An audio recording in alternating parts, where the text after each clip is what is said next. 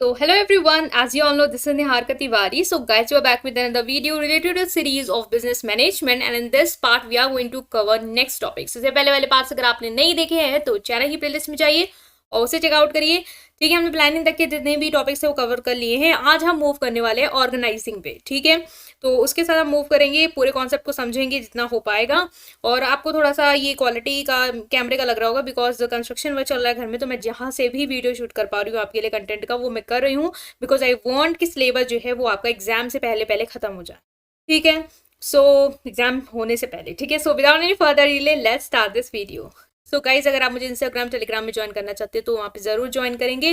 अब हम मतलब हम बात करने वाले हैं आपके ऑर्गेनाइजिंग के बारे में कि ऑर्गेनाइजिंग क्या होता है, उसके कॉन्सेप्ट को समझेंगे इस वीडियो में और उसके मीनिंग को अंडरस्टैंड करेंगे कि आपका ऑर्गेनाइजिंग क्या है। नेक्स्ट वाले पार्ट में हम नेक्स्ट टॉपिक को डिस्कस करेंगे। तो देखिए, ऑर्गेनाइजिंग क्या है, इसका कॉन्सेप्ट और मीनिंग को समझते हैं। Organising is the concept of management is one of the fundamental function. देखिए, मैनेजमेंट के 5 फंक्शंस आपने पढ़ने हैं। पहला था planning, organising, staffing, directing, controlling. तो ऑर्गेनाइजिंग क्या होता है, जैसे कहते नहीं कि चीजों को ऑर्गेनाइज करो या ऑर्गेनाइज करके रखो, मतलब कि चीजों को ठीक ढंग से रखना, मतलब जिसका जो सीक्वेंस है आपको उसको उसी तरीके से क्या कर देना है, अरेंज कर देना है।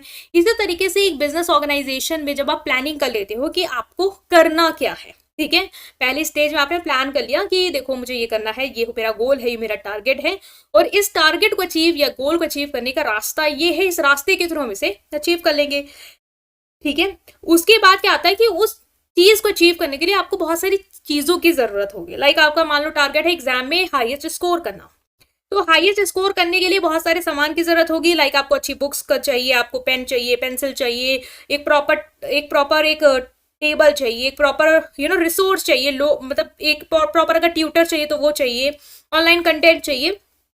ये सारी चीजें आपको अरेंज करनी होंगी, ऑर्गेनाइज करनी होंगी और इस तरीके से ऑर्गेनाइज करनी होंगी कि आप इनका यूज करके आउटपुट जनरेट कर पाओ।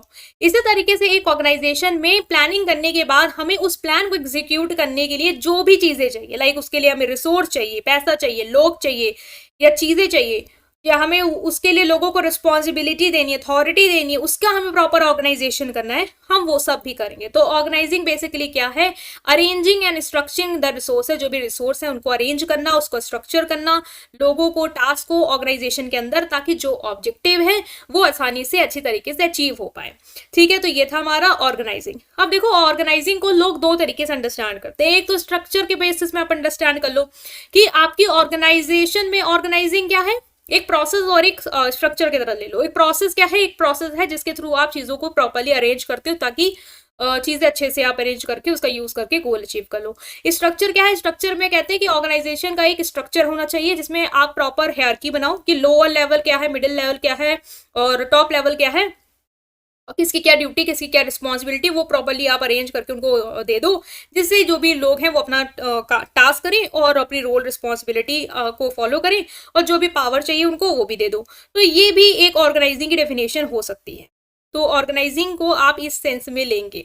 आपने 11th-12th में पढ़ा भी होगा, कोई नया चीज नहीं है, जो कॉमर्स के बच्चे उनके लिए आप सब रिलेट कर रहे होंगे।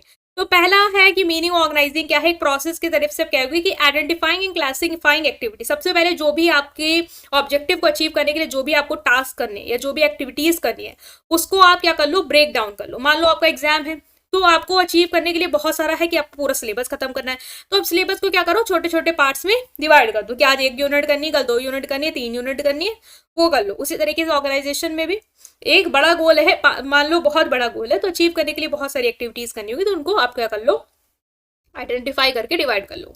रिसोर्सेज एलोकेट कर लो, मतलब जो भी चीजें आपको चाहिए उसके लिए पैसा चाहिए, लोग चाहिए, वो आप अरेंज कर लो ताकि आप वो एक्टिविटीज कर पाओ। एक्टिविटीज क्या है वो तो आपने सोच ली क्या है, अब उसके लिए रिसोर्स भी तो चाहिए होगा, तो वो भी आप गैदर कर लो। फिर एक स्ट्रक्चर भी आता है इसमें ऑर्गेनाइजेशन में कि रोल क्या होगा किसका, रिस्पॉन्सिबिलिटी क्या है किसकी, किसको किसको रिपोर्ट करना है, क्या अथॉरिटी है कम्युनिकेशन की, ये सारी चीजें भी आप क्या कर लो, प्रॉपरली डिजाइन कर लो। तो क्रिएटिंग अ स्ट्रक्चर वाला पॉइंट आपको समझ में आया होगा। क्रिएटिंग अ स्ट्रक्चर बेसिकली क्या है कि जिसकी जो रोल है, रिस्पॉन्सिबिलिटी है, वो दे दो, क्योंकि आपने जब चीजों को अरेंज कर लिया कि काम ये होगा, जो जरूरत है उस काम को वो आपने अरेंज कर ली।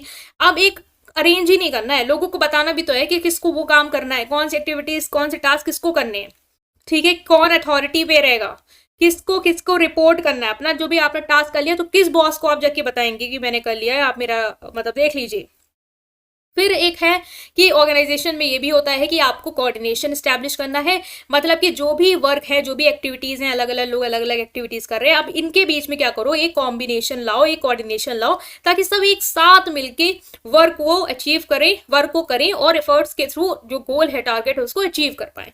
तो ऑर्गेनाइजिंग का कॉन्सेप्ट आपको क्लियर होना चाहिए कि ऑर्गेनाइजिंग में बेसिकली होता क्या है, चीजों का अरेंजमेंट है, रिसोर्सेज का अरेंजमेंट है, लोगों का अरेंजमेंट है, प्रॉपरली रोल्स और ड्यूटीज असाइन की जाती हैं, पावर दी जाती है प्रॉपरली, ताकि जो भी टारगेट है, जो भी एक्टिविटीज उसको अचीव कर पाए, जो भी प्लान बनाया उसको एग्जीक्यूट कर पाए। ये सारी चीजें हैं आपकी ऑर्गेनाइजिंग में। आई होप ये आप समझ पाए हैं ऑर्गेनाइजिंग है क्या। चीजों को पहले जो भी ऑब्जेक्टिव उसको देख लो क्या है, उसको डिवाइड कर लो पार्ट्स में, सबको अपना अपना रोल दे दो, सबको रिस्पॉन्सिबिलिटी दे दो, प्रॉपरली सारी चीजों का अरेंजमेंट कर दो। This is organising. ठीक है, तो हमने ये अंडरस्टैंड कर लिया। आई होप आपको समझ में आया है। स्टिल कोई भी डाउट है कमेंट सेक्शन में पूछेंगे, वीडियो को लाइक करेंगे, चैनल को सब्सक्राइब करेंगे, और इतने जो एफर्ट्स है मेरे उसके लिए प्लीज आप लोग वीडियो को अपने फ्रेंड्स के साथ जरूर शेयर करें, चैनल को थोड़ा आगे बढ़ाइए, आप लोग की भी रिस्पॉन्सिबिलिटी है। ठीक है, थैंक यू।